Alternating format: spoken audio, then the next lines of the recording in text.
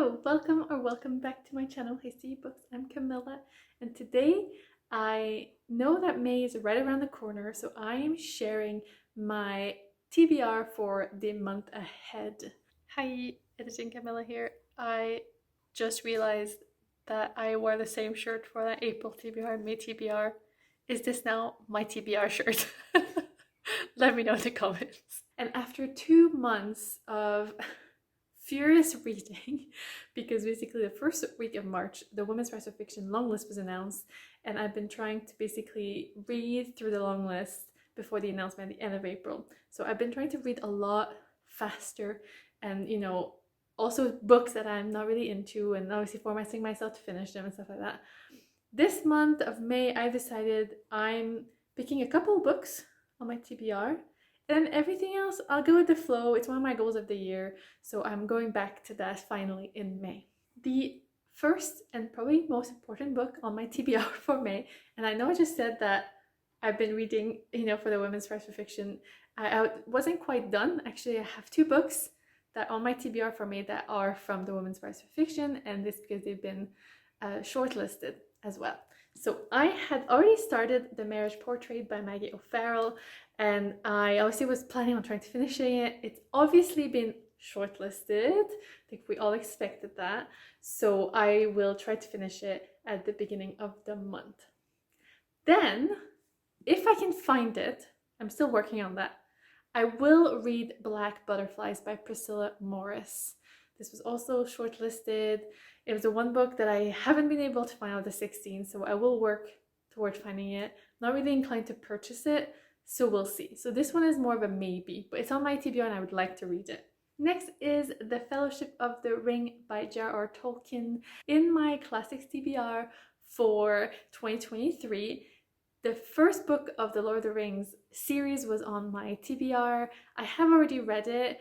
It's a reread for me this year. I don't think I ever read the third one, so I would like to read the series. We'll start with the first one. It's quite a long one. I'm listening to the audiobook. I've already started it, so technically I'm starting a little bit before May, but it's a long one, so potentially it might even take me into June. We'll see. But I'm enjoying diving back into that world, and yeah, so it would be one for my Classics TBR because I haven't been doing that well for that one. Then another one in the vein of my goals for the year, it is Voices from Chernobyl by Svetlana Alexievich. I believe that this was actually on my 12 countries for the year, I think, for Belarus. But also Alexievich won the Nobel Prize for Literature, and obviously it's on my list to read all the female winners, so I will be kind of checking both on, the same one on both lists. And I have also started that one. I actually started that back in, I want to say February. I've been reading bits and bits. It's quite harrowing, so it's not one that you can binge, even though it's really short. But I think I'm trying to just really read through carefully and try not to be fully traumatized by these stories, but it's difficult. But I feel like it's a must read. So we'll see how far I get again in May, but it's one I want to get back to. Next, I would like to listen to the audiobook for The Pretty One on Life, Pop Culture, Disability, and Other Reasons to Fall in Love with Me by Kia Brown. This has been on my TBR for ages. I think I may have technically added it to my TBR last year when I did the disability readathon, and I just haven't gone back to it. And so I would like to read it this month. And also it's kind of going because I'm trying to read more nonfiction. I'm not quite at my 25% goal out of my whole reading, so it would be good to add that one in. And finally, the last book that will be on my TBR, and I've also started it. So, I think that 6th book might be feasible for me this month because I've started quite a few of them already. But it is Sanak by Mitiarjuk Napaaluk, who is a native author from the north region of Quebec, and this is a novel, and this is based again in the north of Quebec in an indigenous community when I think it's kind of when the white settlers are starting to come in. That's also one of my goals, to read more of these voices this year, and I haven't been doing that. So really May is kind of, I want to go back to mood reading, but also I'm trying to get back onto my goals list, but in like a relaxed manner. I feel like only I would say I'm reading these for my goals, but I'm relaxed about it. But yeah, so these are the 6 books on my list. I have a couple extra books as well, But these are books that I will kind of pick up if I feel like it. Continuing with the mood reading, you know? So the first is 7 Days in June by Tia Williams. I've started this one and it was not what I expected. It looks really serious from this cover, but the beginning was literally just laugh out loud, weird and hilarious. So, you know, if I need something light, I think this is one that I kind of enjoy picking up at night just to read something funny and light. In May, there's also a readathon, Misery May. And I was saying to Gemma of Gemma Books, like, I've read so much miserable books for the Women's Prize. Like, I don't know that I have in me to continue in May, but I do want to go back to Crying in H Mart by Michelle Zauner, and this is quite miserable. So, you know, I might dive into this one when I feel like I want to cry.